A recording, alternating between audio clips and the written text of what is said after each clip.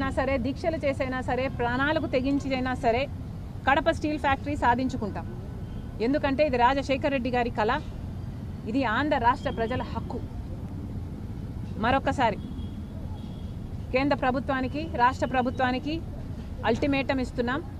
Kadapa steel factory పట్ల చేసిన నిర్లక్ష్యం చాలు. ఇప్పుడైనా స్పందించాలి, కార్యాచరణ ప్రకటించాలి. ఈ ప్రాజెక్టు టేక్ ఆఫ్ కావాలి. అవ్వకపోతే కాంగ్రెస్ పార్టీ దీన్ని ఒక ఉద్యమంగా చేపడుతుంది. ఎందాకైనా పోరాడతామని కడప ప్రజలకు, ఆంధ్ర రాష్ట్ర ప్రజలకు కాంగ్రెస్ పార్టీ మాటిస్తుంది. ఇంజనీరింగ్ కళాశాలలో బాత్రూంలో సీసీ కెమెరాలను స్టూడెంట్స్ ఆందోళన చేస్తున్నారు. దీనిపై కాంగ్రెస్ పార్టీ స్టాండ్ ఏ విధంగా ఉంది? అమ్మా, మేము ఎంక్వైరీ చేస్తే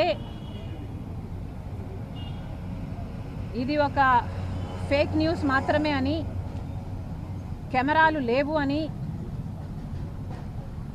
మాకు అర్థమైన విషయం.